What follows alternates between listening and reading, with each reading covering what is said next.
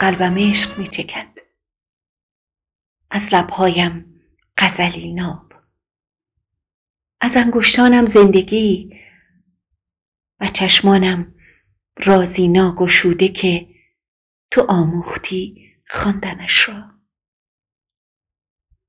شور عشق را در قلبم تو دریاب،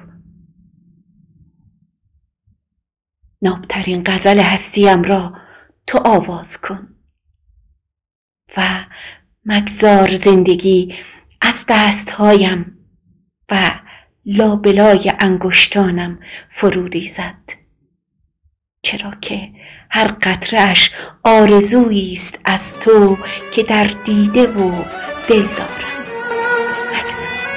مگذار فرو ریزد.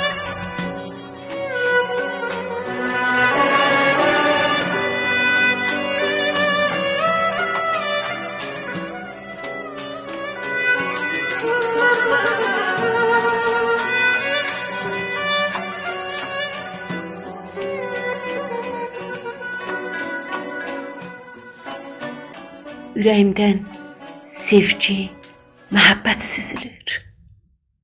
Dodaqlarım sevgi şeirini oxuyur.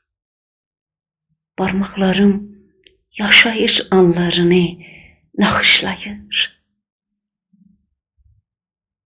Gözlərimdə açılmayan sırrı yalnız sən aça bilərsən. Ürəyimdə olan eşqi yalnız sən düşünə bilərsən. Bu sevgi şeirini təhcə sən oxuya bilərsən.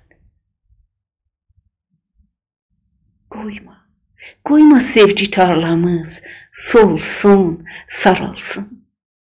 Niyə ki, onun hər bir qunçəsində səni görüb, səni sevmişəm. Səni görüb, səni sevmişəm.